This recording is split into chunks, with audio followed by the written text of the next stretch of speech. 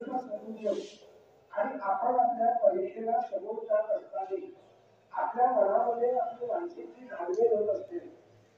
काही वेळेस आपल्याला सुद्धा स्ट्रेस पण होऊ शकतो आणि अशा वेळेला स्ट्रेसमध्ये तणाव जो आहे तो तणावमुक्त आणि भयमुक्त वातावरणामध्ये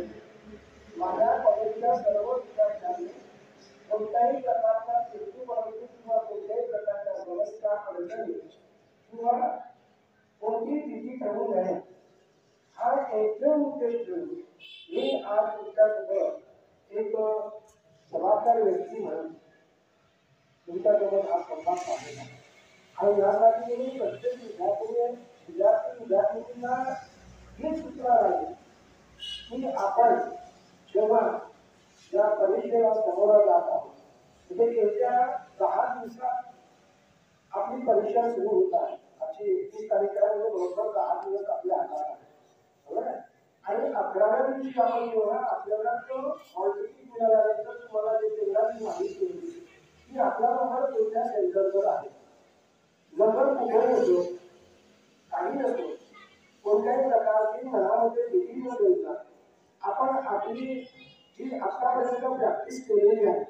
आपल्याला हे माहित आहे की प्रॅक्टिस मेक्स दॅम परफेक्ट. बरोबर आहे. म्हणजे एखाद्या गोष्टीचा सराव म्हणा किंवा एखाद्या गोष्टीची काढून ही कशासाठी केली जाते की कुठल्या आपला जो प्रवाह होणार आहे नाटकाची तालीम आपल्याला माहित आहे. नाटकाची तालीम आजच्या दिवशी केली जाते प्रत्येक चालू करतो आणि दुसऱ्या दिवशी ते स्टेजवर प्रेक्षकांच्या समोर जे कलाकार असतात ते आपले काय करतात अभिनय प्रकट करतात. बरोबर. तसंच काय कंपॅरिजन ऑफ दॅट ड्रामा आपण विद्यार्थी आपली एक बारावीची परीक्षा म्हणजे फ्युचर लाईफ भविष्यातलं आपलं काहीतरी टर्निंग पॉईंट आहे. आपण इथून कुठेतरी आपलं स्वावलंबी बनण्याच्या दृष्टिकोनातून आपण इथं काय झालेला रेडी झालेला तयार झालेला आणि त्या तयारीसाठी म्हणून आपण काही वेळा आपण सांगितलं आहे आम्ही पण सांगितलेले आतापर्यंत झालेल्या परीक्षेमध्ये शासनाने आणि बोर्ड प्रत्येक बोर्डाने केलेल्या निर्णयानुसार ही परीक्षा थोडीशी बदलवली झाली. बदल असं म्हटलं आहे की या ठिकाणी जो सप्ताहामध्ये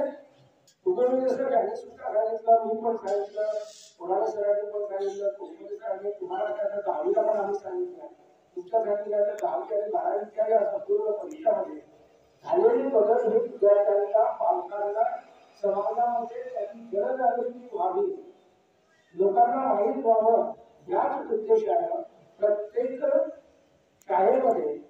प्रत्येक शासनाने दिलेल्या परिकल्पनेनुसार आपण त्याची अंमलबजावणी करत आहोत. तर मुख्य उद्देश काय आहे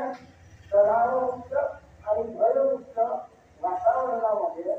इयत्ता 10वी आणि 12वीच्या विद्यार्थ्यांनी आपली परीक्षा द्यावी हा एकमेव उद्देश आहे. तो हा एक आपला काय आहे कार्यक्रम आहे. आता भयमुक्त म्हणजे काय आपण आता काल परवा तुमची सराव झालेली आहे. सरावचे पेपर व्हॅल्यू झाल्यानंतर तुम्हाला आता 1-2 दिवसांनी मिळतील. ते जर तुम्ही आपल्या सराव पेपरचे मार्क बघितल्यानंतर आपण कुठं कमी पडलेला आहोत आपल्याला कुठं इम्प्रुव्हमेंट करायचं आहे हे तुम्ही तिथं थोडं बघून घ्या. शक्य असेल तर अनेक आपल्या शिक्षकांसोबत तुम्ही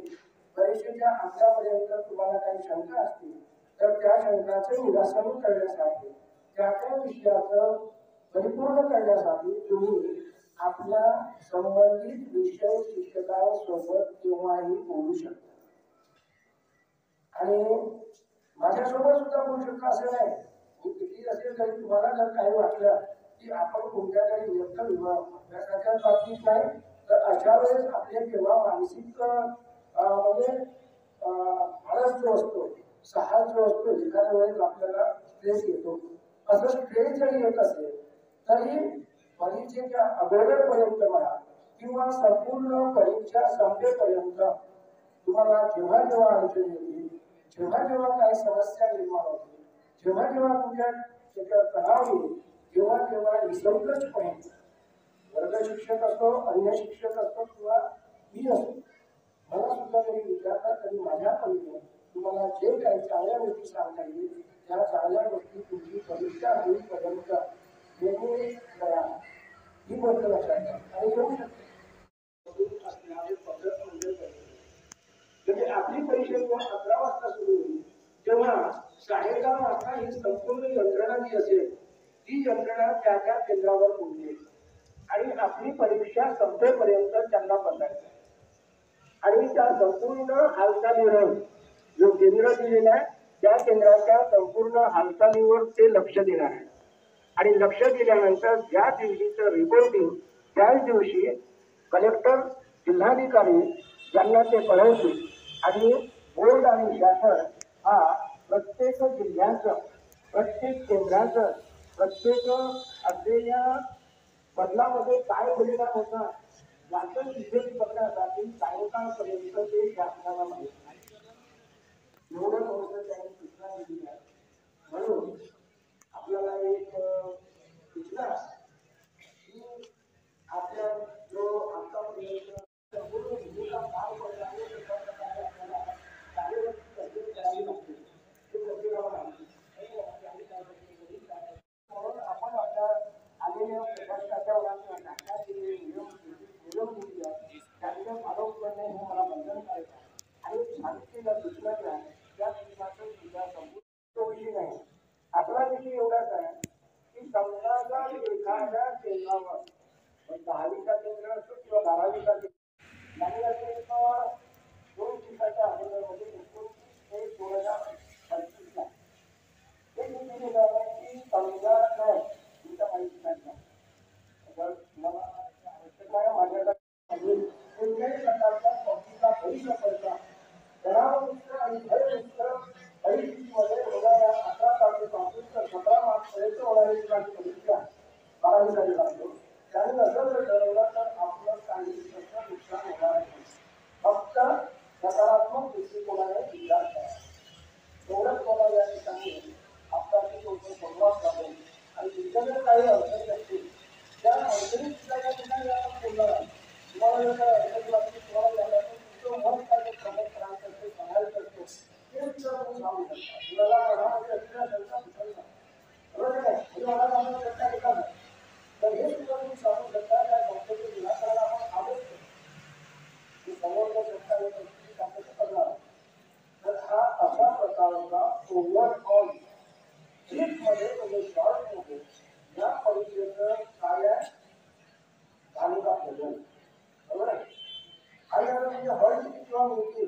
आज अजून मला नोटीस लावलेला आहे की सगळ्या विद्यार्थ्यांचे क्लिअरन्स सर्टिफिकेट त्यांचं तुमचं प्रमाण आहे त्याच्यानंतर तुमचं डॉक्युमेंट क्लिअरन्स झाल्यानंतर त्याच्या विद्यार्थ्या त्याच्या वर्गाचं क्लिअरन्स झाल्यानंतर आपल्या कार्यालयामध्ये हे बाजू आहे त्यांच्यामध्ये तुम्हाला आपल्याला कॉल केली आहे 10 दिवसात करायचं आणि या मुद्द्यांचा उपयोग आपल्याला आपल्या परीक्षेमध्ये करायचा कारण आपल्या जर परीक्षेचं असेल किंवा असं होईल कसं होईल कोणी कोणाचे लिंक देणार नाही प्रत्येकाला आपापलं जो काय म्हणताय रिस्पॉन्सिबिलिटी त्याला म्हणतो ही जबाबदारी तुम्हाला सूचना दिली आहे तो सुद्धा मी आपला एक उपक्रम करून दाखवला 2-3दा मी आपल्या शाळेमध्ये कुठे मोबाईल पण घेतलेला आहे तरी पण आपल्यामध्ये ती सुधारणा झालेली नाही आता नाही तरी पण भविष्यात करा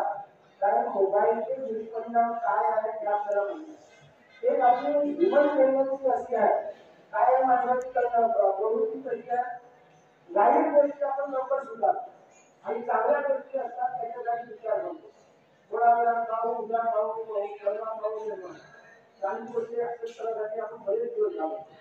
आणि जेव्हा आपण रिपोर्टिंग जर करायला पाहिलं तर पुढच्या वर्षी त्या शाळेचा केंद्र बंद होणार